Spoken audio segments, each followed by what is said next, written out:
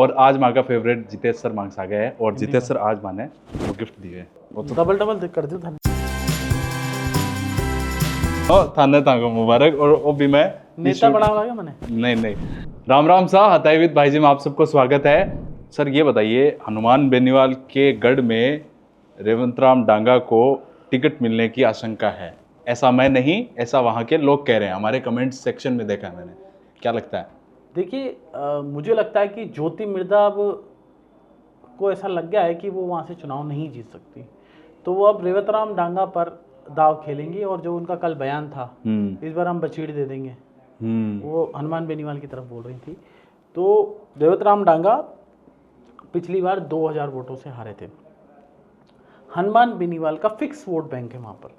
अच्छा, उनका जो बेनीवाल का वोट बैंक है फिक्स है। जाट बैंक? हाँ, जाट लैंड है, नागौर जाट लैंड है, जाट हार्ट है, और उनका फिक्स वोट बैंक है। और रेवत राम डांगा का भी फिक्स वोट बैंक है। वो हनुमान बेनीवाल के ही चेले हैं, पहले हनुमान बेनीवाल के साथ में ही वहाँ पे प्रधान वगैरह उनकी पार्टी से बना, उनकी पार्टी में एक्टिव रहे। और हमने जब रेवत राम डांगा से बात की, वो भी कह रहे थे कि हनुमान बेनीवाल ने, हनुमान बेनीवाल हमेशा ये कहते हैं कि मेरी गाड़ी में जिसको बैठाता हूँ नेता बन जाता है, फिर छोड़ के भग जाता है। तो छोड़ के क्यों भगता है ये भी रिसर्च कर सकते हैं। लेकिन हनुमान बेनीवाल अपने आप में एक अलग लीडर हैं, उनकी अलग अलग पहचान है, अलग स्टाइल है लोगों के। मतलब वो नागौर से बाहर किसी का फ़ोन उठाए नहीं उठाए, नागौर के लोगों के फ़ोन उठाते हैं। बिल्कुल बिल्कुल, मतलब अपने लोगों के फ़ोन उठाते हैं, अपने लोगों की लड़ाई लड़ते हैं। और ज्योति मिर्धा मुझे लगता है कि कोशिश यही करेंगी कि रेवत राम डांगा को टिकट दिलाएं और रेवत राम डांगा के कंधे पे बंदूक रख के चलाएं। पॉलिटिकल बंदूक, मतलब बंदूक का सेंस गलत मत लीजिएगा, पॉलिटिकल बंदूक की बात कर रहा हूँ। तो उसके कंधे पे रख के अपने दुश्मन को ख़त्म करने की कोशिश करेंगे। मतलब हनुमान बेनीवाल को दुश्मन मानती है, पॉलिटिकल दुश्मन। तो ये तो है वहाँ की सियासत। आपने देखा नहीं कि किस तरह से ज्योति मिर्धा बोल रही थी कि बीजेपी के सारे लोग एकजुट हैं। कल जो बयान उनका सामने आया, उन्होंने कहा कि जो तेजा दशमी का कार्यक्रम था उसमें हनुमान बेनीवाल ने कार्यक्रम को मतलब उनको घेर लिया था, आराधना के कार्यक्रम को खराब करने की उनके समर्थकों ने कोशिश की। इस तरह से तमाम पॉलिटिकल आरोप लगा रही थी। और ज्योति मिर्धा मुझे लगता है कि अब रेवत राम डांगा पर भी जिन तरह से उनका रिलेशन है उस पर वो रेवत राम डांगा के साथ रहेंगी। दोनों एक साथ ही हैं अभी तो बहरहाल देखने वाली बात होगी। राधा मोहन दास अग्रवाल जो बीजेपी के प्रभारी हैं राजस्थान के, वो भी गए थे वहाँ पर। प्रदेश अध्यक्ष मदन राठौड़ भी गए थे और भी तमाम नेता वहाँ पर गए थे। और वो जो विजय राठकर हैं शायद वो भी वहाँ पे गई थी। तो सह प्रभारी जो बीजेपी के हैं, तो मुझे लगता है कि अब ओवरऑल सबसे जो हॉट सीट है वो खिमसर है। अच्छा, नागौर की खिमसर जो सीट है, जहाँ पे हनुमान बेनीवाल पहले एमएलए रहे, अब सांसद का चुनाव लड़के, तो वहाँ सीट खाली हो गई। अब उपचुनाव 7 जगह होगा, देखिए 7 जगह, और 7 जगहों पे अभी वर्तमान दौर में मतलब 2-3 सीट जो है वो कह सकते हैं कि टक्कर में, नहीं कि और जगह लगभग कांग्रेस प्लस में है। देखिए एक जो सीट है रामगढ़ वाली, जहाँ पर जुबेर खान का निधन हो गया आकस्मिक, और जुबेर खान के निधन के बाद रामगढ़ भी खाली हो गई है।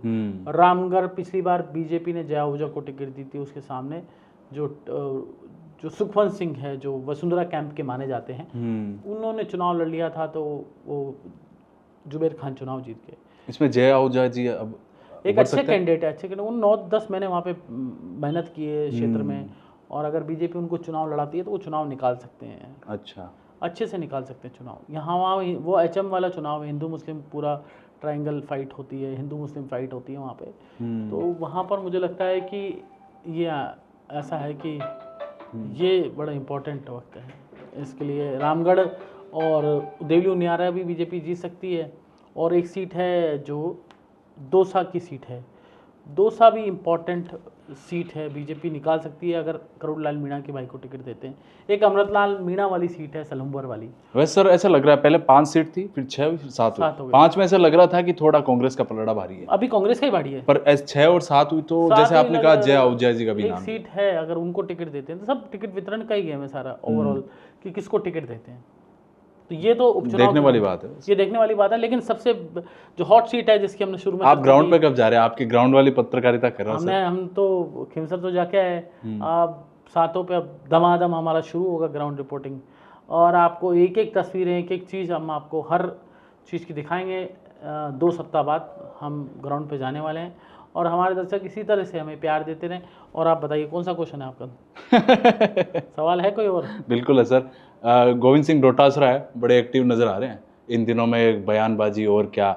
अभी क्या है, उन्होंने किरोड़लाल मीणा को साडू भाई बोल दिया, बयान दे दिया, और किरोड़लाल मीणा का भी उस पर वापस कमेंट आ गया है। क्या किरोड़लाल मीणा का क्या? मतलब उन्होंने कहा भाई आप इस तरह की बातें पॉलिटिक्स में कर रहे हैं, मतलब आप ज़्यादा जानते हैं। किरोड़ीलाल मीणा और डोटासरा एक तरह से, डोटासरा किरोड़ीलाल मीणा को अच्छे संबंध नहीं है, क्योंकि डोटासरा जब शिक्षा मंत्री थे, जो किरोड़ीलाल मीणा एग्रेसिवली उन पे आरोप लगा रहे थे, और रीट भर्ती, रीट चीट, ये तमाम तरह के आरोप किरोड़ीलाल मीणा ने उन पे लगाए, उनके परिवार पे आरोप लगाए। तो ये पॉलिटिक्स खेल रहे हैं किरोड़ीलाल मीणा पे, वो उनको बार बार जले पे नमक छिड़कने का काम। कभी कभी सर वो कहते हैं कि दूसरे पार्टी के, बेसिकली किरोड़ीलाल मीणा को जले पर नमक छिड़क रहे हैं। वो तो दिख रहा है सर, वो कभी बोलते हैं कि वो एक तरह से भजनलाल जी की हेल्प कर रहे हैं, सहायता कर रहे हैं, मुझे ऐसा लगता है पॉलिटिकल रूप में। तो भजनलाल जी के दोस्त हैं अभी डोटासरा जी, मुझे ऐसा लगता है पॉलिटिकल रूप से, आई एम नॉट श्योर, पर मुझे ऐसा लगता है एज एन जर्नलिस्ट ऐसा लगता है। अच्छा। तो वो एक सहायता कर रहे हैं उनकी। सर सचिन पायलट भी अभी वापस एक्टिव, मतलब बयानबाजी, कभी पेपर लीक पे भी बोलते हैं, आरपीएससी पे बोलते हैं, अब जम्मू और कश्मीर में इलेक्शंस में वहाँ सचिन पायलट 36 कौम के नेता हैं, जन नेता हैं, और लगातार एक्टिव रहते हैं। और आप देखिए पेपर लीक पर उन्होंने जो कहा सही कहा, आरपीएससी भंग होनी चाहिए, बिल्कुल भंग होनी चाहिए।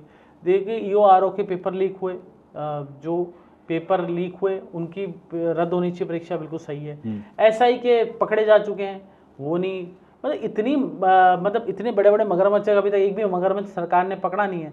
हम भी सरकार से अनुरोध करेंगे कि एक आधा मगरमच्छ पकड़ लीजिए। युवा आपका इंतजार कर रहे हैं। आप आज मुख्यमंत्री भजनलाल शर्मा दावा और वादा कर रहे हैं कि 41,000 नौकरी देंगे। नौकरी से पहले जो युवाओं के साथ जिन्होंने धोखा किया है उनको गिरफ्तार करो। मगरमच्छों को आप पर किसका दबाव है, क्यों नहीं गिरफ्तार कर रहे मगरमच्छ?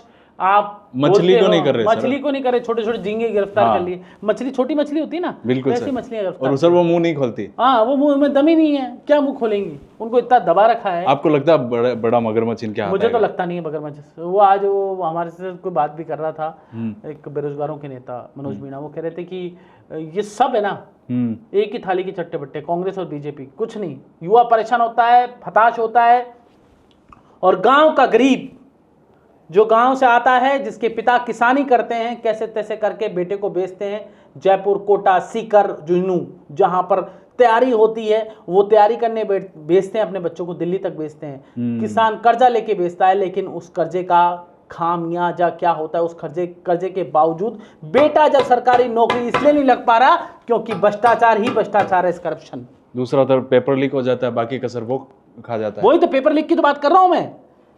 सब जगह सेटिंग चल रही है। आरपीएससी को बिल्कुल ऐसा संवैधानिक संस्था बनानी चाहिए जिसमें ये करप्शन की वो बंद हो जाए। आरपीएससी को पॉलिटिकल सिस्टम से हटाना चाहिए। आरपीएससी को बिल्कुल इंडिपेंडेंट बॉडी रखनी चाहिए। आरपीएससी में ऐसे लोग आ रहे हैं, भ्रष्ट, महाभ्रष्ट लोग आरपीएससी में आ रहे हैं। शर्म आनी चाहिए इन नेताओं को और इन सरकारों को, इन पार्टियों को। आरपीएससी में ऐसे लोग आने चाहिए जो बेहद ईमानदार हों, जिनकी पूरी जांच हो, जिनकी परिवार की जांच हो।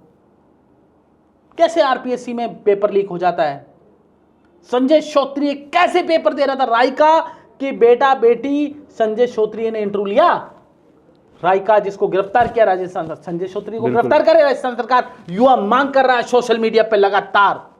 पर सर मुझे नहीं लगता, क्योंकि जब बीजेपी सरकार में आती है तब भी ये एक मुद्दा रहता है, जब कांग्रेस होती है तब भी ये मुद्दा रहता है। मुझे समझ ही नहीं आता क्या इसका निवारण कैसे होगा sir? Long term planning Modi ji का विजन है जो कर सकते हैं इस बात को। नेताओं को खुद का, प्रधानमंत्री नरेंद्र मोदी विजनरी लीडर थे, हैं और रहेंगे। आज उनका जन्मदिन है, हम जन्मदिन की बधाई भी दे रहे हैं, लेकिन साथ ही मुझे पता है कि मोदी जी ये कर सकते हैं। मोदी है तो मुमकिन है। लोग कहते हैं और हम भी कह रहे हैं कि मोदी है तो मुमकिन है। उनके जन्मदिन की बधाई इस बात से दे रहे हैं और कह रहे हैं कि मोदी चाहेंगे तो ही ये करप्शन बंद होगा। नहीं तो मुझे लगता है जितेश सर, जिस स्टेट में प्रधानमंत्री खुद का वेलकम करवाते हैं, ऐसे नेता शायद इस चीज को थोड़ा मतलब कम। मुख्यमंत्री, बिल्कुल बिल्कुल, मुख्यमंत्री ने जो वेलकम कराया वाकई में सही नहीं था। खुद का वेलकम क्यों कराया सर? मुझे तो समझ नहीं आया ये कार्यक्रम था क्या? कृत्रिम कार्यक्रम था। आजकल क्या होता है, शक्ति प्रदर्शन एक नाम है। शक्ति प्रदर्शन सर इसकी जरूरत क्या है शक्ति प्रदर्शन की? आप इलेक्शन आदमी जीत चुके हैं, अब काम करिए ना। शक्ति प्रदर्शन आदमी कब करता है? दो स्थिति में, या शक्ति बहुत ज्यादा शक्तिशाली होता है या उसकी शक्ति जारी होती है, उसको शक्ति दिखाने तो की कोशिश होती है। हमें पेपर लीक वालों को पकड़ के जेल में डाल ये दीजिए, शक्ति प्रदर्शन है आपका। ये भजन लाल करके- जी, हम सब यही कह रहे हैं कि यही शक्ति प्रदर्शन है। आप पेपर लीक वाले बड़े मगरमच्छों को डाल दीजिए, आपका शक्ति प्रदर्शन दिख जाएगा। और कोई सवाल मनीष? अच्छा सर, sorry, अभी सर राजस्थान में थोड़ा अभी एक बड़ी न्यूज आ रही है, संघ की तरफ से आ रही है। सरसंघ चालक और सर कार्यवाह जो है अभी 2 बार, मतलब राजस्थान में पहली बार हुआ, 2 बार प्रवास पे है। देखिए अलग अलग डेट्स हैं, लेकिन संघ के 100 वर्ष में हो एक ही मंथ है, और एक ही मंथ के अंदर संघ के सर संघ चालक डॉक्टर मोहन भागवत और सर कारवां दत्तात्रेय होसबुले यहाँ पर राजस्थान के प्रवास पे है। ये एक ही मंथ के अंदर अगर इतने बड़े ऐसा अधिकारी कभी हुआ नहीं सर। होता नहीं है अमूमन, लेकिन ये एक राजस्थान के स्वयंसेवकों का, जो संघ के स्वयंसेवकों का सौभाग्य मान लीजिए कि 2 बड़े पदाधिकारी राजस्थान के प्रवास पे हैं। अनायास ही है, कोई ऐसा प्लान्ड इस तरह का नहीं था कि दोनों एक ही जगह जाएंगे। रैंडमली पूरे देश में संघ के जो स्ट्रक्चर है उसके बड़े लोग अलग अलग जगह प्रवास पर जाते हैं, और संघ को 100 वर्ष पूरे होने वाले हैं। 1925 में डॉक्टर हेडगवार ने संघ की स्थापना की थी, और 2025 में शताब्दी वर्ष जो संघ का है उसको लेकर विभिन्न कार्यक्रम होंगे। हालांकि संघ जश्न जैसा कार्यक्रम नहीं करेगा, जो हमें सूत्रों से जानकारी मिले है, क्योंकि संघ एक ऐसा ऑर्गेनाइजेशन है, वो ये मानता है कि जनता का ऑर्गेनाइजेशन है, जन समाज का ऑर्गेनाइजेशन है, संघ समाज का हिस्सा है। ऐसे संघ के पदाधिकारी बयान भी अमूमन देते हैं। वो प्रेस नोट देखा था, उसमें बड़ी सिंपल सी और अच्छी बातें लिखी। दूसरी बड़ी बात यह है कि संघ के जो वो प्रचारक होते हैं, पदाधिकारी होते हैं, दायित्ववान बड़े कार्यकर्ता होते हैं, वो कभी भी अपना जन्मदिन भी नहीं मनाते। ना अपनी, इनके जो पूर्व सर संघ चालक सर कारवां रहे हैं, उनकी जिनकी डेथ हो गई है, उनकी पुण्यतिथि भी कभी संघ में इस तरह की परंपरा, महिमा मंडन की परंपरा संघ के अंदर नहीं है।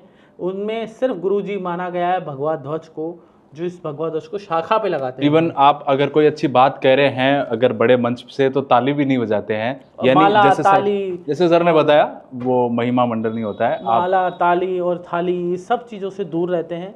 सिर्फ राष्ट्र हित के लिए और समाज हित के लिए संघ के स्वयंसेवक और संघ के पदाधिकारी काम करते हैं। इसी के लेकर बिल्कुल डाउन टू अर्थ, आप संघ के किसी भी बड़े पदाधिकारी से मिल लीजिए, आप डॉक्टर मोहन भागवत जी से मिल लीजिए, बड़े ग्राउंडेड होते सर कारवां जी से जो दत्तात्रेय होसबुले हैं, अरुण जी से आप मिल लीजिए, वो भी आपको डाउन टू अर्थ मिलेंगे। जितने भी संघ के क्षेत्रीय प्रचारक हैं यहाँ के, निम्बाराम जी, वो आप सहजता से उनसे मिल सकते हैं। संघ के प्रांत प्रचारकों से आप इजीली मिल सकते हैं। जो भी क्षेत्रीय प्रचारक अलग अलग राज्यों में हैं, वो उनसे आप इजीली मिल सकते हैं। तो संघ के स्वयंसेवक या आम आवाम जो जनता है, वो आसानी से संघ के लोगों से मिल सकती है, उनमें कोई घमंड नहीं होता। एक तरह से अभी एक मैंने बयान देखा था पिछले कई दिनों से, संघ के स्वयं जो प्रचारक होते हैं ना, वो एक ये समझिए संत की तरह हैं। उन्होंने जीवन में घर छोड़ देते हैं, कुछ जीवन में शादी नहीं करते, और सब कुछ राष्ट्र को समर्पित होता है। तो ऐसी ऑर्गेनाइजेशन के 2 प्रमुख पदाधिकारी अगर राजस्थान में आए हैं, उनका मूल उद्देश्य है कि पर्यावरण को लेकर अभी संघ का एक चल रहा है कि पेड़ ज़्यादा से ज़्यादा लगाएं, जलवायु परिवर्तन एक बड़ी समस्या है। तो आम जनता की और समाज के जो राष्ट्रीय मुद्दे हैं, राष्ट्र के लिए जो इम्पोर्टेंट टॉपिक्स हैं, या राष्ट्र को चेतना कैसे जागृत की जाए, इसको लेकर इस तरह की बातचीत इसमें रहती है। ऐसा कोई पॉलिटिकल कोई नहीं है। कुछ लोग गलत खबरें चला रहे हैं कि पॉलिटिक्स, राजनीति के दृष्टि से वो यहाँ पे आए हैं, कुछ नेता भी जाके मिलते हैं, ऐसा कुछ नहीं है। आम स्वयंसेवक भी उनसे मिलता है, नेता भी मिलता है, सब लोग उनसे मिलते हैं। उनको भारतीय जनता पार्टी की किसी राजनीति से मतलब नहीं है। वो उनका काम सिर्फ राष्ट्र का है और राष्ट्र का काम करते हैं। तो ये थी आज की हताई, और काफ़ी इंटरेस्टिंग हुई, और हमने डिफरेंट टॉपिक्स डिस्कस किए।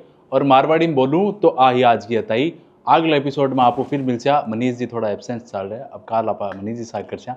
और एक आप मिल लिया ना, ऐसा मैंने भी आपको 2 गिफ्ट दे दिए। सर आपने मेरे को दिया है गिफ्ट, एक मेरे, ठीक है। चलिए नमस्कार। नमस्कार।